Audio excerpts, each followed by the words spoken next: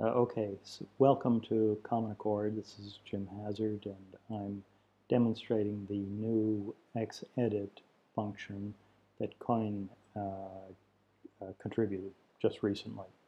It's still in demo and very new, but it's got some nice features. So let's imagine that I'm wanting to make my own non-disclosure agreement based on this cooperation form that we're working on with the IACCM.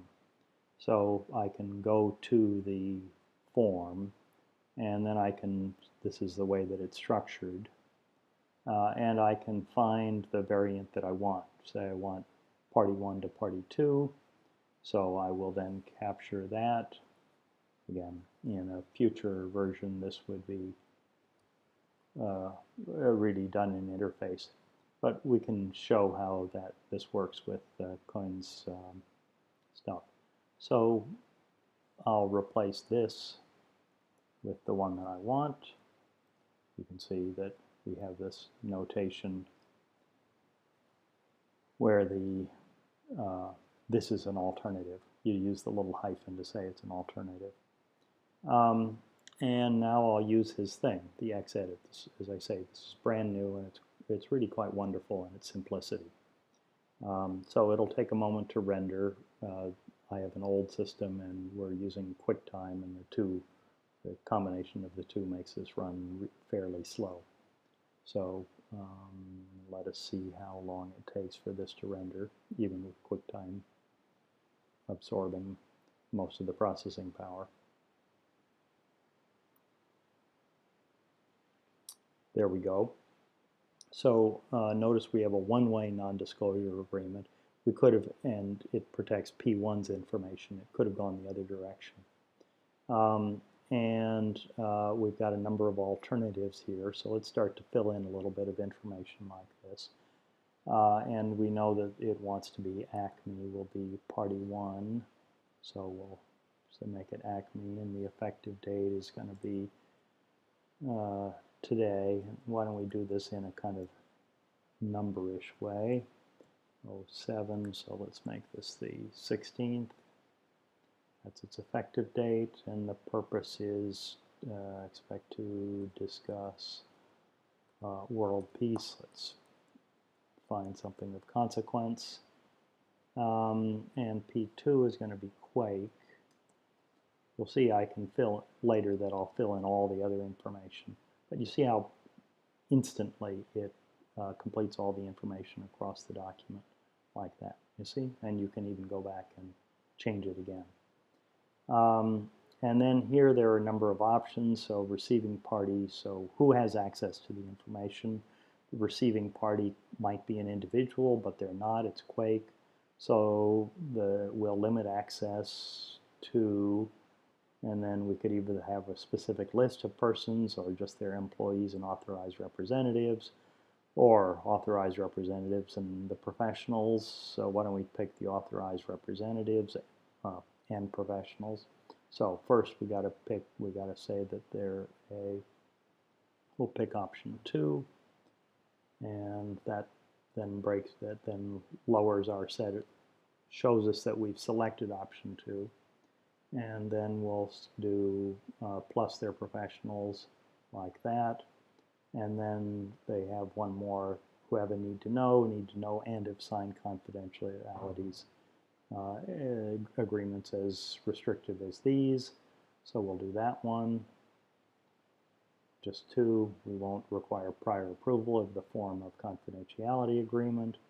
The term of confidentiality, so here it could terminate only as each thing becomes publicly known or otherwise an exception.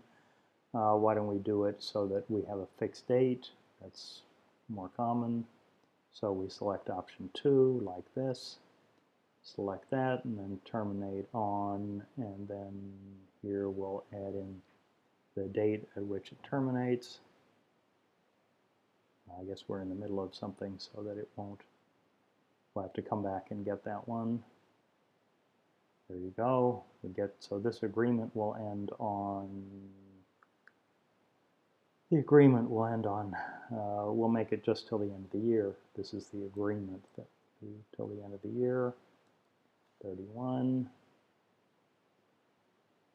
And what else have we got? The laws of, okay, we'll pretend we're in California, of the state of California.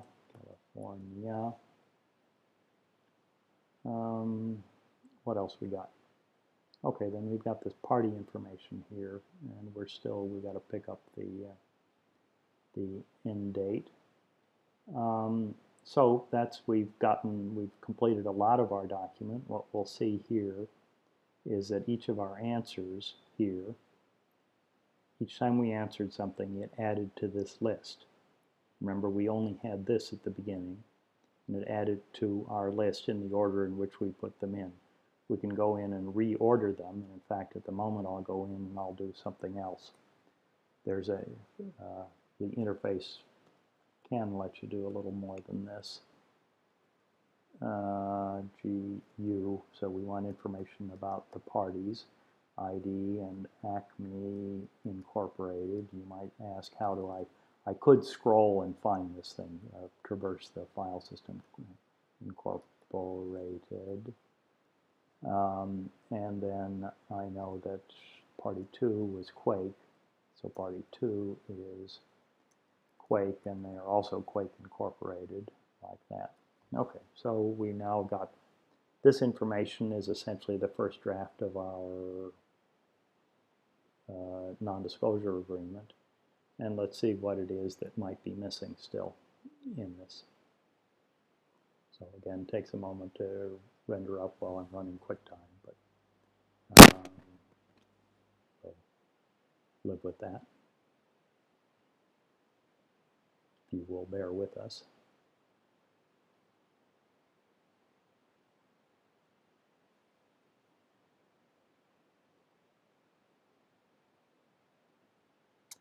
Here we go.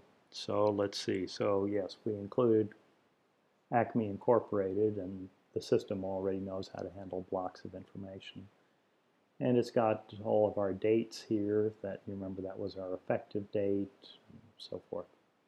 And we've completed everything.